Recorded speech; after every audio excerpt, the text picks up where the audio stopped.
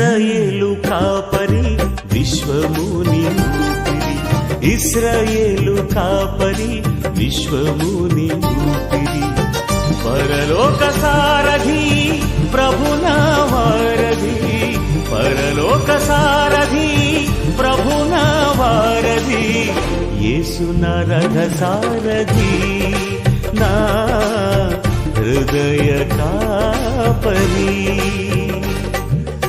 ఇశ్రాయేలు కాపరి విశ్వముని ఊపిరి, ఇశ్రాయేలు కాపరి విశ్వముని ఊపిరి.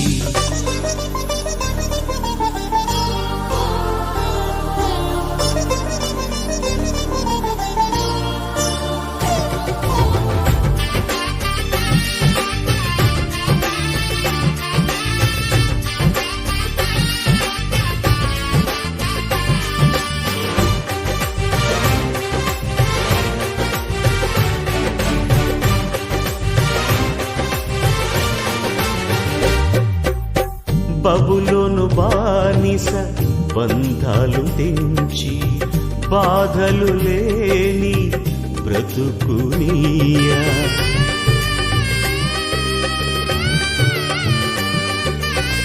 బబులోను బానిస బంధాలు తెంచి, బాధలు లేని బ్రతుకునియా, సిలువ కాటాలో శ్రమల కౌగిటిలో, సిలువ కాటాలో శ్రమల కౌగిటిలో, రక్తము కాచి రక్షణనిచ్చిన నా యేసయ్య, నీ రక్తము కాచి రక్షణనిచ్చిన నా యేసయ్య.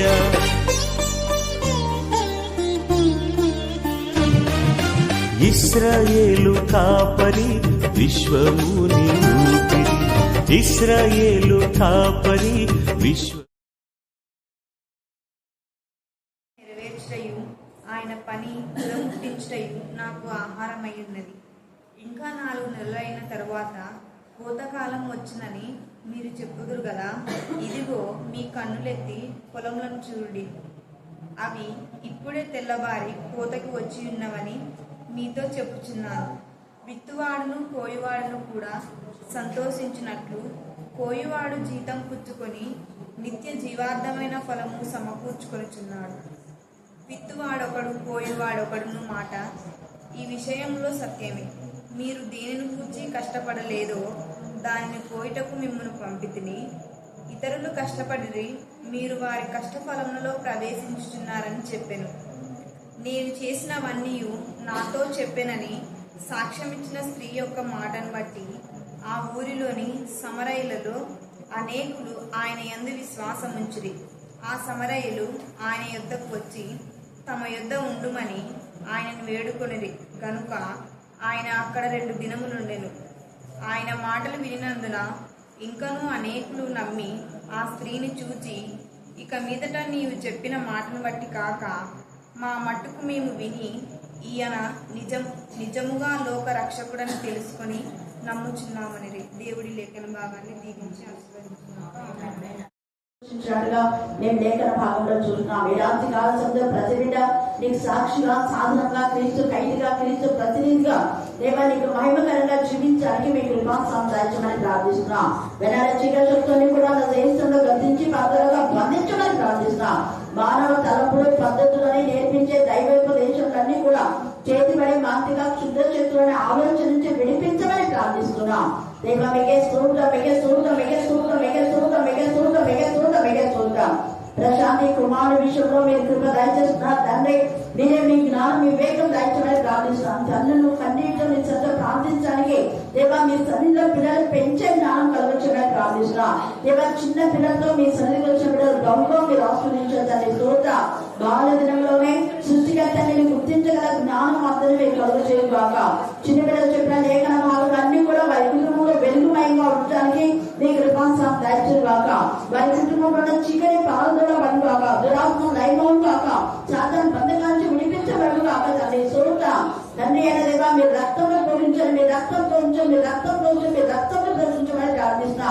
దేవ మా యొక్క ప్రాంతంలో, మా దేశంలో, మా వీధిలో మీరు రక్తం ప్రోక్షించడానికి ప్రార్థిస్తున్నాం. దాన్ని మీరు రక్త ప్రోక్షణ కిందకి తీసుకురామని ప్రార్థిస్తున్నాం.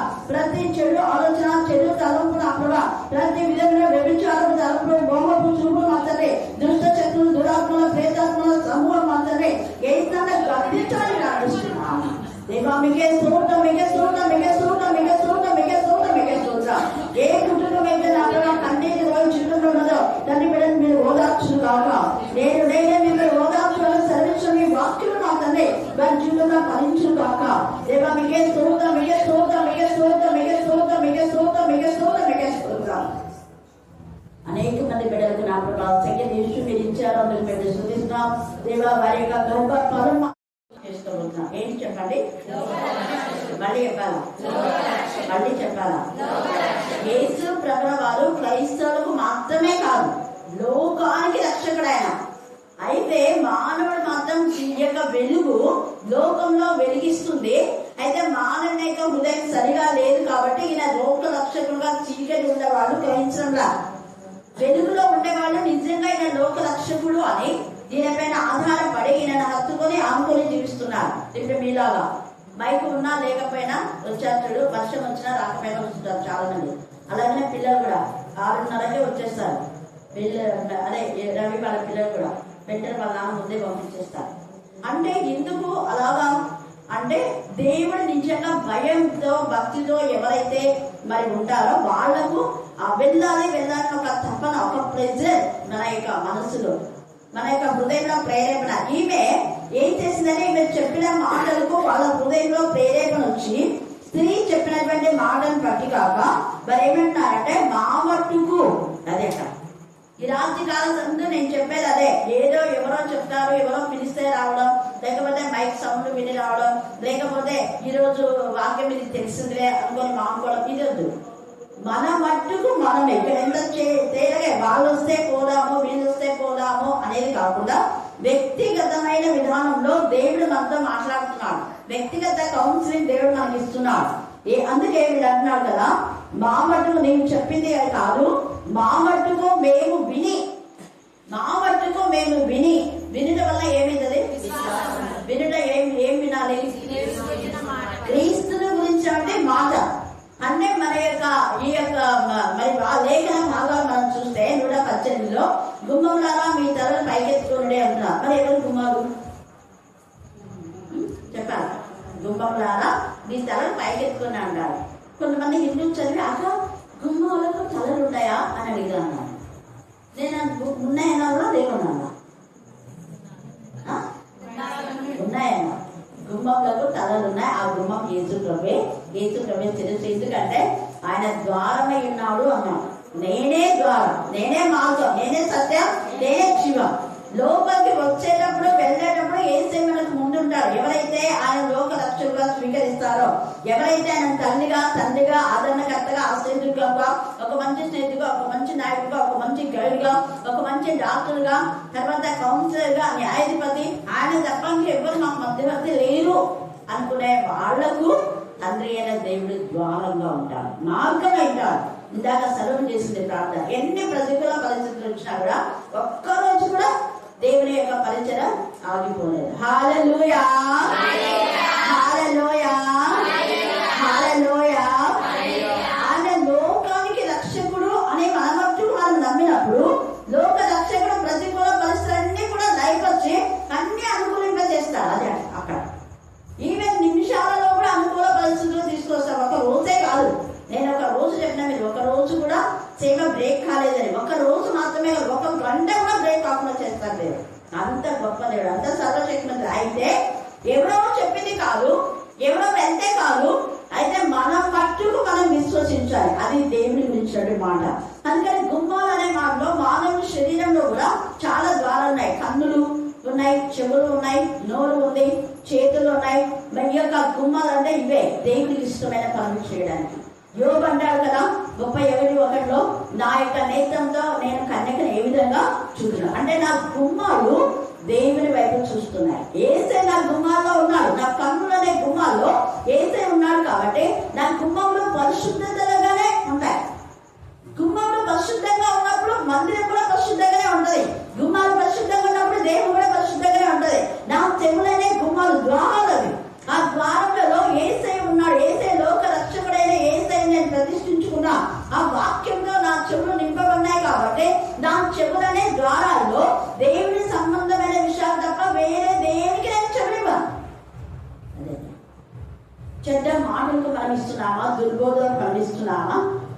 చెవులను ఏ విధానంలో తెరుచుకుంటున్నాం మన ద్వారా. శబ్ద కవాటాలు ఏ విధానంలో మనం వింటున్నాం, దేనిపైన మనకు శ్రద్ధ ఉంది. అందుకే ఈయన లోకానికి రక్షకుడు అంటాడు. ఇన్ ద సేమ్ వే మన యొక్క ఇంద్రియ నిగ్రహణ శక్తి మనకిచ్చి మన శరీర అవయవాలను పరిశుద్ధంగా ఉంచడానికి కాపాడగల లోకానికి రక్షకుడు, మనకు కూడా రక్షకుడు. వీళ్ళు మా మట్టుకు మేము నమ్మి ఆయన రక్షకుడు అనే మాట వాళ్ళు చెప్తున్నారు. చూడండి, వాళ్ళకి ఎవరు చెప్పినారు? వాళ్ళ హృదయంలో నుంచి వస్తుంది.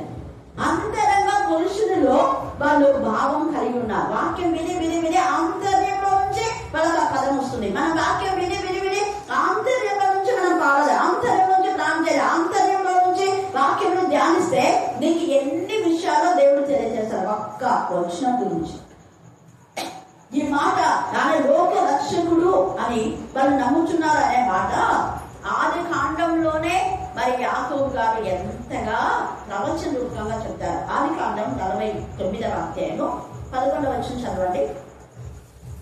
ఆది కాండము 49:11. లోక రక్షకుడు అనే మాట అంత మాత్రమే కాకుండా ఈ తండ్రి చిత్తాన్ని నెరవేర్చడమే లోక రక్షకుడు యొక్క విధి. చదవండి. ద్రాక్షవల్లికి చూడండి, ద్రాక్షవల్లికి తన గాడిదను, ఉత్తమ ద్రాక్షవల్లికి తమ గాడిద పిల్లను కట్టి ద్రాక్షారసంలో తమ బట్టలను ద్రాక్ష రక్తంలో ఇది అండర్లైన్ చేసుకోండి. చాలా విన్నది మీరు ఉంది. ఒకసారి దీని గురించి మనం ధ్యానం చేస్తాం. ఇప్పుడు టైం లేదు, కేవలం మీకు ఉదాహరణ మాత్రమే నాకు చెప్తున్నాను. అంటే యాకోబు ముందే ప్రవచన రూపంగా చెప్తున్నాడు. యేసయ్య గాడిద పైన భారవాహకుడై వస్తాడు అన్నమాట ప్రవచన రూపకంగా యాకోబు ప్రవచిస్తున్నాడు. ఆత్మలో జకర్యా ప్రవచిస్తున్నాడు, యెషయా, యిర్మీయా వీళ్ళందరూ కూడా ప్రవచిస్తున్నారు. గాడిద పిల్లనికి ఉత్తమ ద్రాక్షవల్లి యేసయ్య. అందుకే యోహాను 15లో ఎంత రిలేటెడ్ గా చెప్తాడు. నేను నిజమైన అంటే ఉత్తమమైనటువంటి ద్రాక్షవల్లి, నేను ఆ ద్రాక్షవల్లి, ఈ గాడిద పిల్లలు. చూడండి, ఆయన ద్రాక్ష రసంలో మనం రక్తంగా చేసుకున్నాం. ఆయన ద్రాక్ష రసమే రక్తంగా మీరు తాగుతారనేది ముందే ప్రవచిస్తున్నాడు యాకోబు. యేసయ్య నిబంధన రక్తం అనే ఆయన రక్తం చిందిస్తాడు. ఆ రక్తంలో మీరంతా కడుక్కోవాలి, ఆ రక్త నిబంధనలకు మీరు రావాలి అని ప్రవచన రూపకంగా తన కుమారులందరూ ఒక్కొక్కరు పిలిచి అంత రంగంలో దేవుడితో మాట్లాడుతున్నారు. కాబట్టి యాకోబులో నుంచి పెళ్ళుకి ప్రవచన వచ్చింది. ఆ ప్రవచనం మన జీవితాలు ఒక్కొక్క కుమారుని జీవితం నెరవేర్చబడింది. యూదా గురించి కానివ్వండి, యోసేపు గురించి కానివ్వండి, లేవి గురించి కానివ్వండి, నెరవేర్చబడింది. ఆ యొక్క లేవి గురించి వచ్చిన ప్రవచనం కూడా దావీదు అంటే ఈ యొక్క సమాజ మధ్య ఉన్నంత వరకు లేవీలే గాయకులుగా ఉన్నారు. ఎవరి యాటిట్యూడ్స్ వాళ్ళు చేస్తున్నారు. ఒకరికి లేకుండా అందరూ సమానంగా ఎవరి పనిని వాళ్ళకు అప్పగించేశారు. ఒక్కరే కాదు లోక రక్షకుడు, లోకానికి రక్షకుడైన యేసయ్య అందరికీ ఆయన భారమై అందరి జీవితాల్లో పరిశుద్ధంగా ఉండడం కోసమే గాడిదను, కట్టబడిన గాడిద కట్లు విప్పి మన కట్లను విప్పి, ప్రకటన 5లో చెప్పబడిన రీతిగా మన ఏ ముద్రలో ఉన్నా, పాపంలో ఉన్నా, శాపంలో ఉన్నా, ఆ బంధకాల్లో ఉన్నా, అప్పుల్లో ఉన్నా, ఆర్థిక సమస్యలు ఉన్నా, అపజయంలో ఏదైనా కానీ నీ బంధకాలని విప్పేసి నిన్ను రక్షిస్తాడు ఆయన లోక రక్షకుడు. ప్రతి దాని నుంచి విడుదల. అనారోగ్యంగా బంధకాలు అనుకోండి, ఏదైనా కానీ ఏ బంధకమైనా కూడా మీరు ప్రకటన 5:5 కండక్ట్ చేస్తే ఆయన 7 ముద్దలు విప్పుతున్నాడు అనే మాట మనం చూస్తాం. అందుకని ఎంత సర్వశక్తి మంత్రులు మనం జకర్యా 9లో ఇదే, మత్తయి సువార్త 21లో కూడా ఆయన బారాబాక పశువులను గాడిదను ఎక్కి, ఇవన్నీ మీరు చదువుకోవడం టైం లేదు కాబట్టి మీకు జస్ట్ రెఫరెన్స్ ఇస్తున్నా. మార్కు సువార్త 11లో కూడా మనం చూస్తే ఇదే వచనాలా కనబడతాయి. అందుకని సర్వశక్తివంతుడైన దేవుడు, సర్వోన్నతుడైన దేవుడు తన ప్రియ కుమారుని మన కోసమే పంపించి ఆయన రక్తము కాల్చే ఆ రక్తంలో మనం శుద్ధి చేయాలి, మన బట్టలు ఉతుక్కోవాలి. ఎంత తేలిగా మాట్లాడుతున్నాడు. ఈ రాత్రి ఉతకబడిన జీవితం అనుకున్నా, అలాగా శుద్ధి చేయబడిన జీవితం మనకు కావాలి అంటే మన శరీరంలో ఉన్న ఇంద్రియ నిగ్రహాలనే ద్వారాలను పరిశుద్ధంగా ఉంచుతారు. అవి పరిశుద్ధంగా ఉండాలంటే వాక్యంతో నింపాడు. వాక్యంతో ఎప్పుడు నింపబడతామో కాబట్టి యేసయ్య మన ముందు వెనక ఉంటాడు. మనం పాపం చేయాలి. ఆత్మ మూలంగా పుట్టిన వాడు పాపం చేయడు. నికోదేమన్నాడు, ఎలాగా ముసలి వాడే పుట్టాడు అంటే ఇదేనా నీకు తెలిసింది? నువ్వు బోధకుడై ఉన్నావు, నీ మాత్రం తెలీదా? ఏసయ్య ముఖాన్ని కొట్టి పడేశాను 3వ అధ్యాయం. నువ్వు బోధకుడు అంటున్నావు కదా, బోధకుడే ఉండి ఈ మాత్రం తెలియదా నీకు? చాలా మంది బోధకులు తెలియదు. ఇదా కూడా ఒకటి ఏదో పంపించాను దొంగ బోధకులు అని. అందుకనే మనం ఎలాంటి ఆనందంగా మనం ఉన్నాం. చెప్పేది ఒకటి, చేసేది ఒకటి ఉండకూడదు. ఏం చేస్తామో అదే చెప్పాలి, చెప్పింది చెయ్యాలి. అది ఫస్ట్ చేసే చెప్పాలి. నన్ను అడిగితే చెప్పింది చేయడం కాదు, చేసేది చెప్పాలి. హల్లెలూయా, హల్లెలూయా, హల్లెలూయా.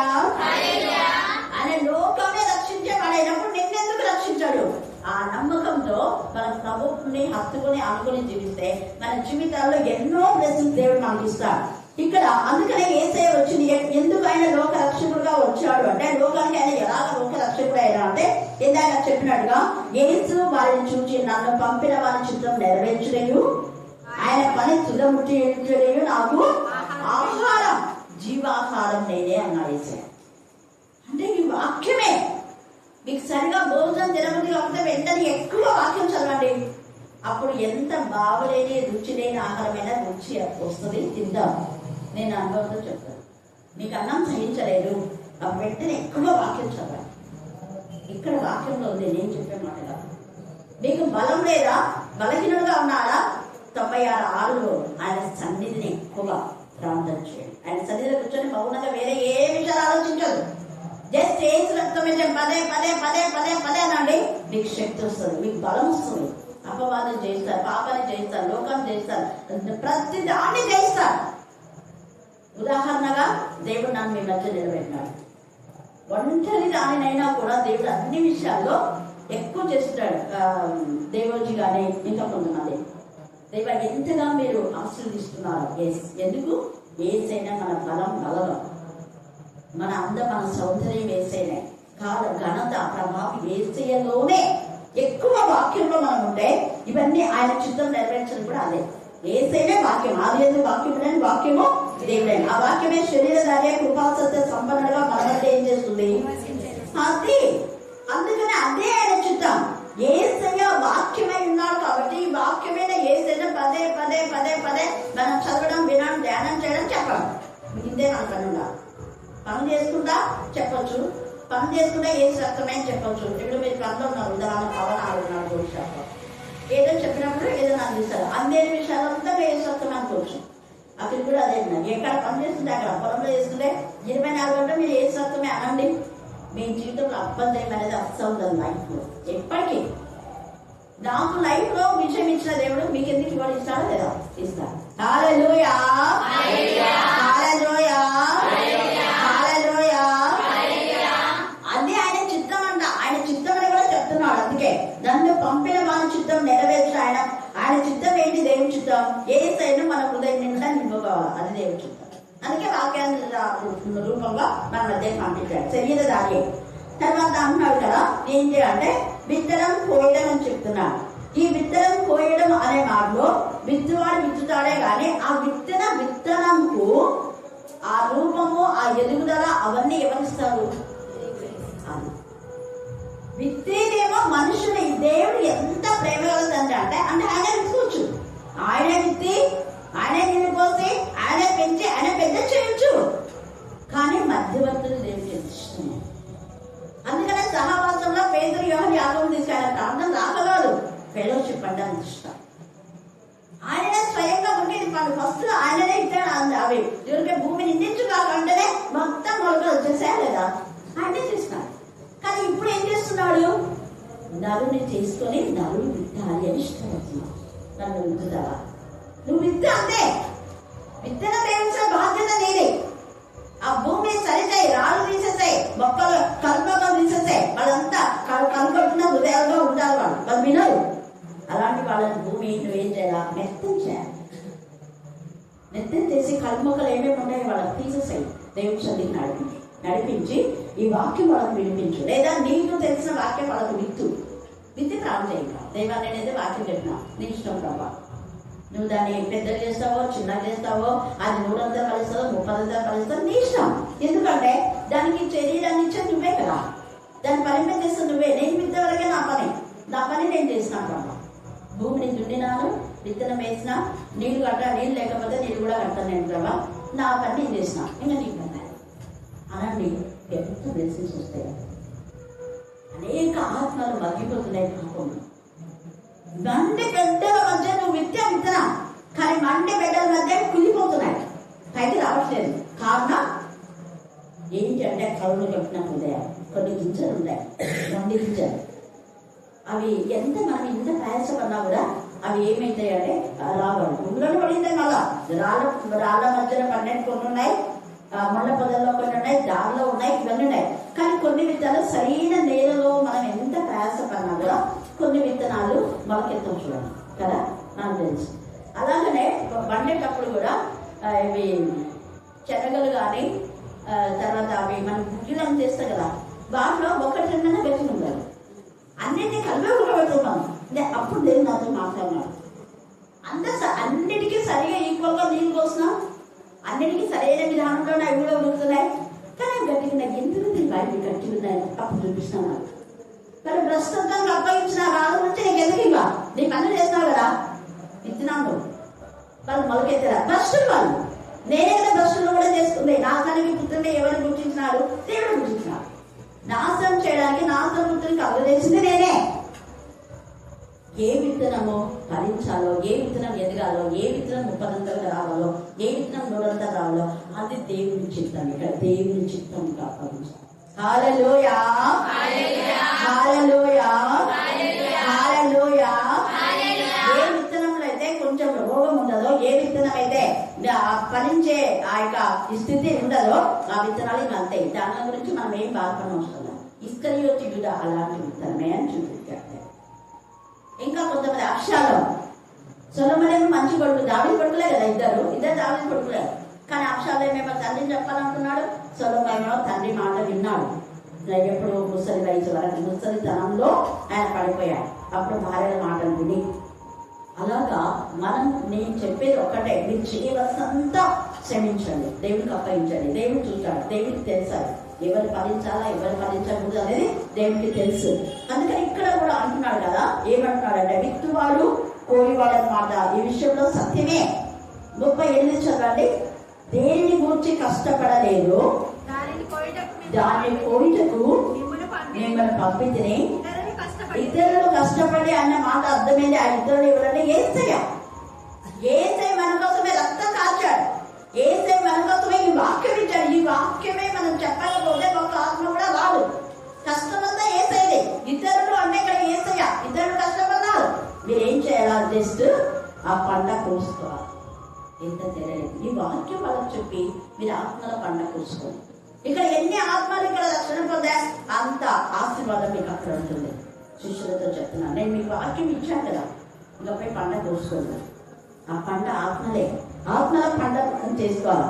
అందుకే ఇతరులు కష్టపడి మీరు వారి కష్ట పొలంలో ప్రవేశించుచున్నారని చెప్పాను. నేను చేసినవన్నీ నాతో చెప్పానని సాక్ష్యం ఇచ్చిన స్త్రీ యొక్క మాటను బట్టి, ఈ సాక్ష్యం అంటే ఇది సాక్ష్యం. మనకు సాక్ష్యం చెప్పాలంటే గంటల తరబడి ఏదేదో చెప్తున్నారు. దేవుడి వాక్యమే సాక్ష్యం. దేవుడి వాక్యంలో నాతో మాట్లాడినాడు అది చెప్పాలి. లేదా ప్రార్థన చేస్తుంటే చెప్పలే ఇవ్వరు. కూర్చుని లేస్తే వాళ్ళు ఇదేనా టైం అంతా వేస్ట్ చేయకూడదు.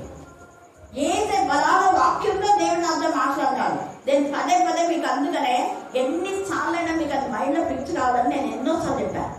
మా నాన్న నాకు వాక్యం ఇచ్చాడు, మీరు అడుగుపెట్టే ప్రతి ప్రదేశంలో అది నేను నమ్మాను. ఆ వాక్యం ఇప్పటికీ నాలో నెరవేర్చబడి ఇంకా అప్పటి నుంచి ప్రతి వాగ్దానం నేను నమ్ముతున్నా. ఆ వాగ్దానాన్ని నెరవేరుస్తున్నాను. నేను ఎక్కలేనంత ఎత్తైన కొండపైకి దినకరాను చెప్పాడు. అనేక సంఘములను మరి అదే సంఘములలో దేవుడు వాడుకుంటాడు. అనేక సంఘాలు రాష్ట్రాలు కూడా అన్నాడు. నేనైతే రాష్ట్రాలు అంటే ఏం రాష్ట్రాలకు వెళ్తానో నేను కథలో తిరగలేను అనుకున్నాను.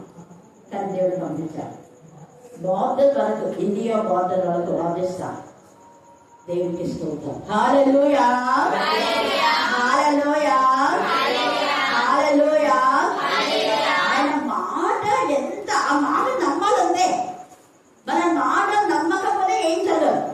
దైవ సేవకుల మాట ఏదైనా ఏనాడు అనుకో. అది కూడా ఎవరి మాట అంటే దేవుడి ఆత్మతో శక్తితో నింపబడి ప్రవచనం చెప్పే ప్రతి ఒక్కరి ప్రవచనం నెరవేరుతారు. తప్పుడు ప్రవచనం దొంగ ప్రవచనం వస్తలేదు. వాళ్ళ బ్రతుకులే సరిగా లేకుండా వాళ్ళు ఏం ప్రార్థిస్తున్నా అది ఫలించదు, అసలు నెరవేరవు, ఒక్క ఆత్మ కూడా రాదు. మళ్ళీ చెప్పారు, దేవుని సముఖమందు తీర్పు దినమందు దేవుడు అడుగుతాడు. ఒక్క ఆత్మ కూడా సంపాదించలేడు. వాళ్ళు ఎవరో ఎంతో మంది సేవకులు, కానీ నిన్ను దేవుడు వాడుకుంటాడు. ఇక్కడ స్త్రీ ఈమె అపోస్తులు కాదు, యేసుల శిష్యురాలు ఇప్పుడైపోయింది. కానీ ఆమె కేవలము దేవుని మాటకు ఆమె లోపడింది, ఏసై మాటకు లోపడింది, ఆమె తప్పు ఒప్పుకుంది, పశ్చాత్తపడింది, సత్యం చెప్పింది. సత్యమే సత్యమే సత్యమే. ఆ సత్యము ఆమె ఆ మాటను బట్టి ఇక్కడ చెప్పడం బట్టి వీళ్ళు కూడా ఏం చేస్తారంటే అనేక మంది విశ్వసించి అంట ఆ సమరయులు ఆయన యుద్ధకు వచ్చి తమ యుద్ధ ఉండమని ఆయన ఏం చేసినారంట వేడుకొని ఇక్కడ అమలు చేసుకోండి. నాకు చెప్పింది కూడా అదే, అనేక మంది అన్ని జనులు ప్రవాహం లాగా వస్తారు. అన్యులు నీ యొక్క మందిరంలో కడతారు, అన్యులు నీ ఇంటిని కడతారు, అన్యులు నీ ఇంటికి అందిస్తారు. అంత అన్యుల గురించి దేవుడు ఎక్కువగా నాకు 3-4 చెప్పారు ఈ మాట. అన్ని జనులను శ్రేణులకు వెళ్తాను, అదే జరిగింది. నాకు ఇచ్చిన స్టూడెంట్స్ చాలా మంది అన్యులు మారారు. ఎప్పుడైతే నాకు జాబ్ వచ్చిందో 84లో, అప్పటి నుంచి 82లో పరిశుద్ధాత్మ వదులుకున్నా, 84 నుంచి ఇంకా ఎక్కువ, అంటే అంతకుముందు ఉన్నా 84 నుంచి ఇంకా ఎక్కువ అన్ని చదువులు. అంతవరకు మా ఇంట్లో వాళ్ళ క్రిస్టియన్స్లోనే, అంటే మా ఇంటి చుట్టుపక్కల ఉన్న వాళ్ళకంతా చెప్పడం జరిగింది. వాళ్ళలో కొందరు మాన్నారు, అదే ఆ వీధి వరకే. కానీ అవుట్ గోయింగ్ మాత్రం దేవుడు అద్భుత రీతిలో వాడుతున్నాం. నెరవాళ్ళు ముఖ్యంగా చాలా పరిచయం జరిగింది. నెరవాడ, రామదుర్గం అంతా అన్నులే. అక్కడంతా రెడ్డి కాప, మోటార్ కాపులు ఉంటారు. అక్కడ కాకినాడ కాపులు లేదు. కాపుల్లో 2 రకాలు ఉంటారు. ఈ నెరవాళ్ళు అయితే మోటార్ ఉన్నాడు, కాకినాడ ఉన్నారు. కానీ అక్కడ మాత్రం మోటార్ కాపులే. వాళ్ళంతా మారి ఇదే వీళ్ళ జగన్మోహన్ రెడ్డి గారు వాళ్ళ అదే అద్భుతం అవుతారు వాళ్ళంతా. అయితే అక్కడ వాళ్ళు మాత్రమే ఆ చర్చకు వస్తారు, వేరే వాళ్ళని రానివారు. వాళ్ళు కన్వర్ట్ అయ్యి వాళ్ళు మాత్రమే ప్రభావాలు తీసుకుంటారు. కానీ నా గురించి తెలుసు కాబట్టి నేను ఎప్పుడన్నా పోతే తీస్తూ ఉంటాను. కానీ నేనే ఎందుకులే మీ యొక్క దాన్ని మీరు ఫాలో అవ్వండి. నేను ఆల్రెడీ మా నాన్నతో ద్రాక్షరసం బ్రెడ్ చేయించుకుంటాను. నేను తీసుకున్నాను ప్రతి వీక్ సండే అక్కడ ఉంటే. హల్లెలూయా హల్లెలూయా. చాలా దూరం అనమాట, అకుంతకల దగ్గర. అక్కడ చేసినాడు దేవుడు అన్నమాట, అక్కడ దేవుడు అద్భుతం చేయడానికి. కాబట్టి దేవుడు నేను వాడుకుంటాను ఖచ్చితంగా. అయితే నువ్వు మౌనంగా ఉండదు, నీ నోటి విప్పి దేవుడు ఏది చెప్పమంటే అది మనం చెప్పాలి. అందుకనే 1 కొరింథీ 1:27 చదవండి, ముగిస్తాం. 1 కొరింథీ 1:27.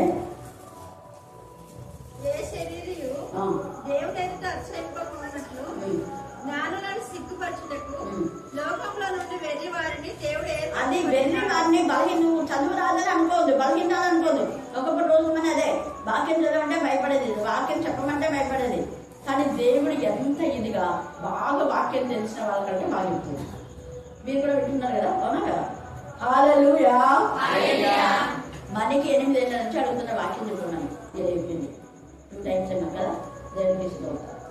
ఎందుకు నేను చెప్తున్నా అంటే మీరు అస్సలు మీ బలహీనత చూసుకోవద్దు. దేవుడి వాక్యం పైన మీరు ఎప్పుడైతే కాన్సన్ట్రేట్ చేస్తారో దేవుడు నిన్ను నడిపిస్తారు. అందుకని ఆయన లోకానికి రక్షకుడు కాబట్టి మనకందరికీ రక్షకుడే. మీరు మాట చెప్పండి, ఒక క్రైస్తవులకే కాదు అందరికీ ఆయన రక్షకుడు, రక్షిస్తాడు నిన్ను నన్ను కూడా. కాకపోతే మనం ఎక్కువగా దేవుని చిత్తాన్ని నెరవేర్చే వారంగా ఉండాలి. ఆయన చిత్తం ఏంటంటే మనం పరిశుద్ధంగా ఉండాలి. పరిశుద్ధంగా ఈమె ఎప్పుడైతే పరిశుద్ధపరచబడిందో, తన హృదయంలో పాపప్రక్షాళన చేసుకున్న వెంటనే ఈమె పవరపక్షాన్ని పొందుతుంది. ఆ అర్థాలుగా వచ్చి వీళ్ళతో చెప్పారు కూడా, నువ్వేంది వేషం అని కథ తెలుసులే అన్న. ఆమె మాటలో వాక్శక్తులు ఆమె చెప్తుంది ముందే, నేను ఒకప్పుడు ఇలాంటిదాన్ని, కానీ నా గురించి చెప్పాడు ఆయన, నేను మారాను, మీరు మారండి, మీ బతుకులు మార్చుకోండి. ఎలా మార్చేసిందో, అనేకులు మారాలంట, ఒకరిద్దరు కాదు. మరి మనం మన కుటుంబాలను మార్చుకుంటే ఎందుకు బాగుంటుంది? ఆమె ఎంత చెప్పింటే అనేకులు మారింటారు, అనేకులు ఆయన విశ్వాసం ఉంచురంట. మళ్ళీ మిగతా వాళ్ళు ఏమంటున్నారు, నువ్వు చెప్పింది కాదు, మా మట్టుకు మేమే ఈయన నిజంగా లోకరక్షకుడు నమ్ముచున్నా. అందుకనే 1 కొరింథీ 1:19 కూడా ఆయన నమ్మదగిన దేవుడు, సర్వశక్తి మనకున్నాడు. కాబట్టి ప్రతి విషయంలో మనం దేవుని పైన ఆధారపడతాం. ఫస్ట్ ప్రయారిటీ దేవునికి ఇద్దాం. వాక్యం ఎంత ఎక్కువ చదువుతావో అంత శక్తి దేవుడు నీలోకి ప్రభావితం చేస్తాడు. దేవుడు ఈ లేఖన భాగం దీవించి ఆశీర్వదించుగాక. ఆమేన్ ఆమేన్ ఆమేన్. చివరి ప్రార్థన, మన మధ్య సంతోషంగా మనం ప్రార్థన చేస్తాం.